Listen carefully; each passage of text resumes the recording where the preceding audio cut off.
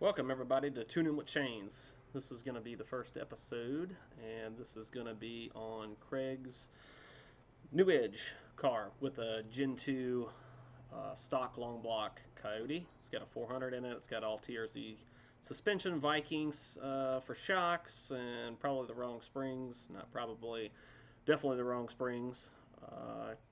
We had him do a Georgia test a month before, and he won his first 8 with it.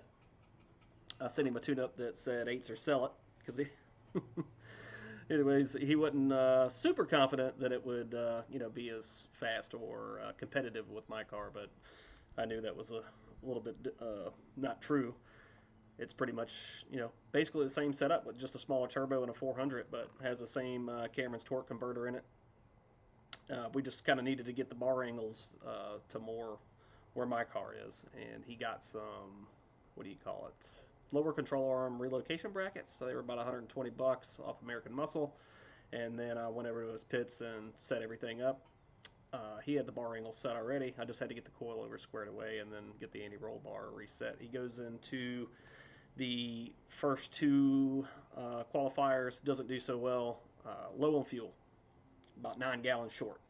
Yeah, he probably had 2 gallons in the tank or something like that, and it was dropping fuel pressure out of it like crazy.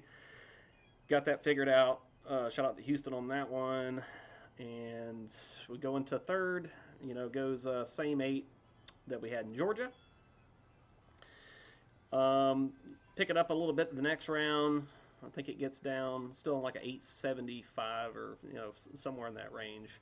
And we are going to go into eliminations on Saturday. So he goes up his first round.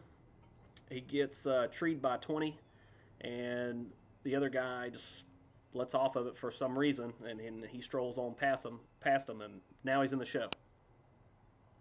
So that allows me to do my thing on the laptop and then start turning the wick up on this thing, and we'll look here at what happens in round 2.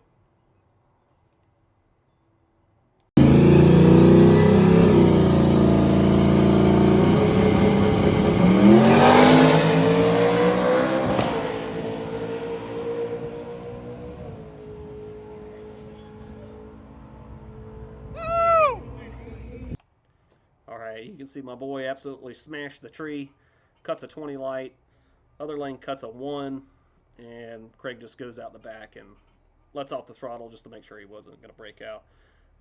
He wasn't going to break out, though. I hadn't put enough dome in it to really get it down. I was hoping to get it down to like a 65 there.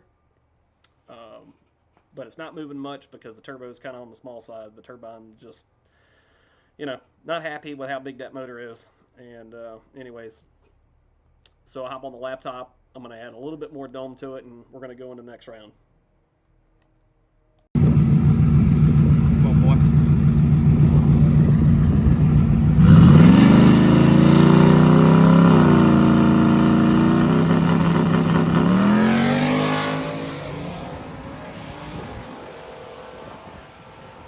Let's go! All right, my boy smashes the tree again. Goes to 20. The other guy probably hit the scramble, ended up breaking out. Craig goes a 69 here. This is very important that he did this because it gives me something to work on, because I know exactly how to put this thing down in a low 60. We know for a fact Gabby is going to go up there and cut a good light. But Craig was cutting good lights 2 times in a row there, so she's pretty consistent, and she could run a 8600, and we got to get there. I didn't see a problem with us getting there based on that data. So, and this was the 869 tune-up, and you can see here it kind of overshot a little bit, but it does this on every pass, and PID settings and stuff like that. I haven't had a ton of passes on this car to really get it dialed in, but it's within a pound or so. And you can see here we're like riding in between 16 and 15.5. So pretty stout for a 3,400 pound car. With a bone stock F-150 Coyote in it. Stock bottom end, all that kind of good stuff.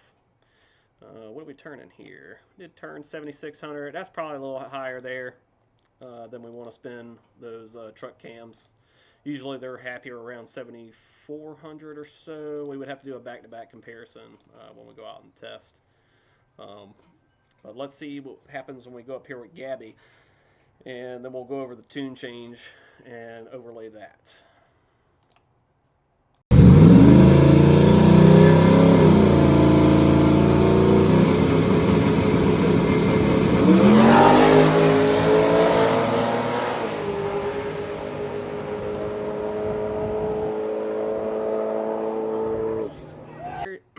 And there you have it. 2,500 bucks richer. Correct tune-up loaded into it. You know, I decided on 2 pounds of dome, just straight across the entire boost controller. You can see here it picked up, you know, exactly 1 pound of boost, and that was enough to get it from a 69 to a 62. Got the incrementals up here. It did slow down a little bit to the 60, which was surprising. It's not much, 200ths there, but it would have been maybe a 61 or something like that. What a 629. So yeah, it probably would have went a 61 or something like that had it not happened. That was a little bit weird. I figured it would have 60-footed a little bit better, but you know, we can't be exactly perfect every single time. You almost have to be during this, so it does take, you know, a little bit of luck and, you know, some experience or whatever to get the car really consistent. But that was kind of it for tune-up stuff. We didn't leave on more boost or anything. You can see, you know, we're leaving on the same exact amount.